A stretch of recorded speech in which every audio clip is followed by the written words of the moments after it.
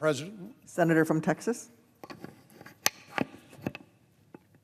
Madam President, Election Day has come and gone, but there's still quite a bit of uncertainty about what the next Congress will look like, particularly in the House of Representatives.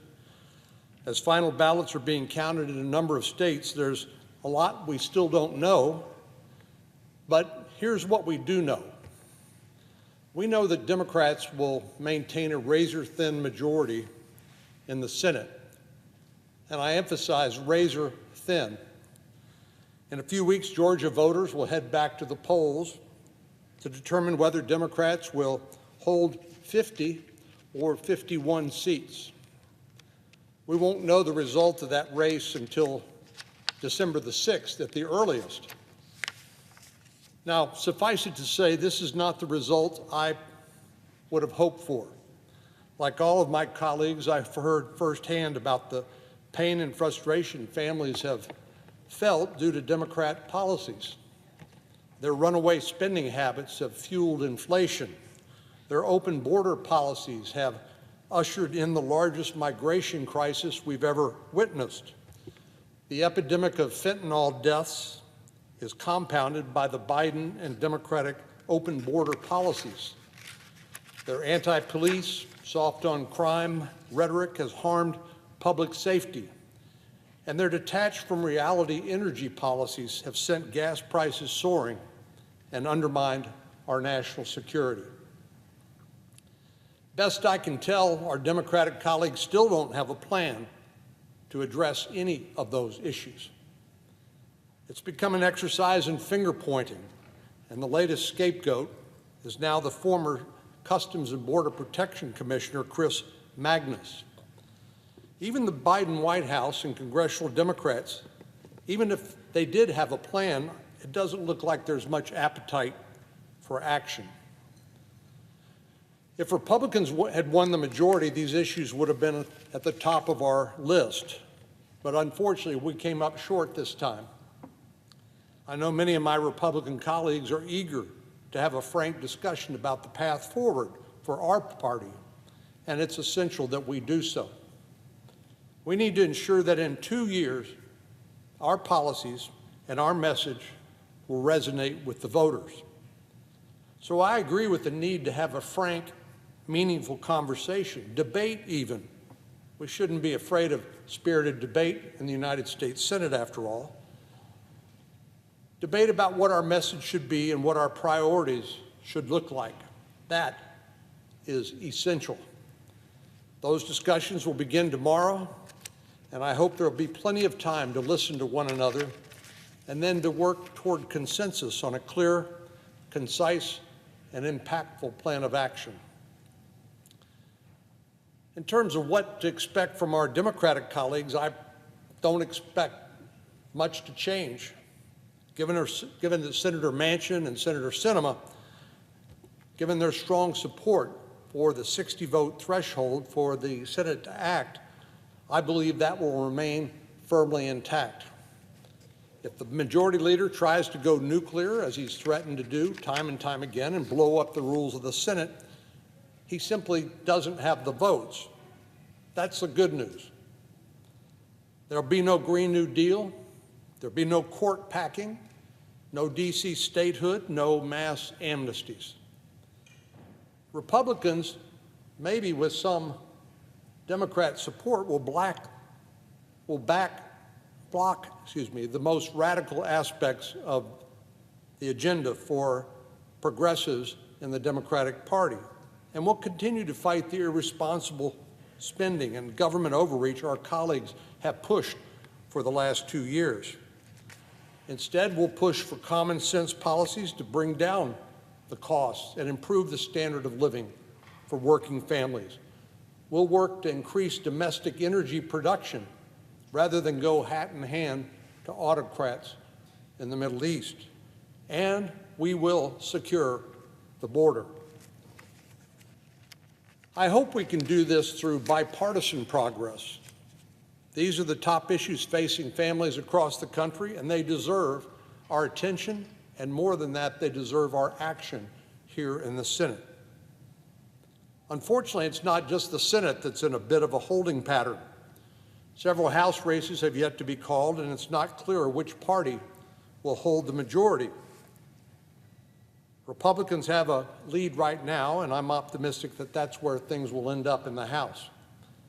A Republican majority in the House would force our Democratic colleagues to abandon partisan governance, which has dominated in the last 2 years, as they've held the White House, they've held the House, and then had a working majority in the Senate.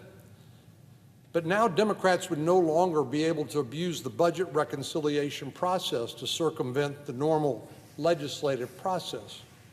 They'd be forced to work in earnest to find common ground, which is what the American people, I believe, clearly want. Again, we're all eager for the ballot counting to conclude.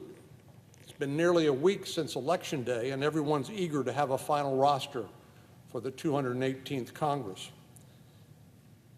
And while there's a lot we still don't know, there are some exciting things we do know. The Senate will welcome at least 5 new Republicans at the start of next year. Katie Britt, Ted Budd, Mark Wayne Mullen, Eric Schmidt, and J.D. Vance will join the ranks of the Republican conference. Each of these individuals is coming to Washington with a fresh perspective, right off of the campaign trail, and a long list of ideas to improve the lives of folks in their state and across America. While I'm sad to see our retiring colleagues go, I'm eager to welcome this new blood, this new energy, and these new ideas into the Senate. There are also some new faces joining the Texas delegation. Given the explosive population growth in our state, we've added 2 new House seats this cycle, bringing the total to 38 House members from the great state of Texas. Next Congress will welcome 5 new Texas Republicans in the House, and I'm eager to work with these men and women to solve some of the biggest issues our families in our state are facing. But if the truth be known, Madam President, I'm happy to work with anybody who shares my interest in trying to make life a little bit better and to address the critical issues facing American families today. Which brings me to my next topic, the National Defense Authorization Act. While we wait for the final ballots to be tallied and runoffs to be held, there's still work to be done here in the Senate. The first item on the agenda should be the National Defense Authorization Act. To be frank, I don't know why this is still outstanding, why we haven't acted as we have, I believe, for 61 years in a row, passing a National Defense Authorization Act, given its importance to the safety and security of our nation. Thanks to the bipartisan leadership of Senator Reid and Senator Inhofe and our colleagues on the Armed Services Committee, they completed their work in the Senate Armed Services Committee last summer. But the Defense Authorization Act has just lingered on the Senate's agenda without any action by the majority leader, the senator from New York. Thanks to bipartisan leadership on the Senate Armed Services Committee, they've compiled a strong bill that will strengthen and modernize our national defense. But that bill was filed on July 18th, last summer. In the meantime, nothing has happened here on the floor of the Senate, now 4 months later. The majority leader has so far refused to provide floor time for the defense authorization bill. This isn't a matter of scheduling. The Senate's had plenty of time to work on the defense bill in September, and there was certainly bipartisan appetite to get that done. But the Senate Majority Leader, Senator Schumer, the senator from New York, could not be swayed. He hasn't prioritized our national defense, which I believe is the single most important duty of the members of Congress. Given our global risks, this should be our #1 priority. Day after day, Russia continues its unjustified assault on Ukraine. As it tries to find friends on the global stage, it's cozying up to Iran At the same time, the Chinese Communist Party has become increasingly hostile to the West, and its threats against the people of Taiwan are as strong as ever. North Korea has declared itself a nuclear weapons state. The global threat landscape is evolving at a pace we haven't seen in a long time. We need a strong National Defense Authorization Act that gives our commanders the predictability they need to plan and to prepare for the future, and hopefully to deter military conflict, what Ronald Reagan called peace through strength. It's completely baffling to me that the Majority Leader has put the National Defense Authorization Act at the very bottom of his to-do list. Radical nominees can wait. Our national defense must be the top priority, and I hope he'll put this bill on the floor soon.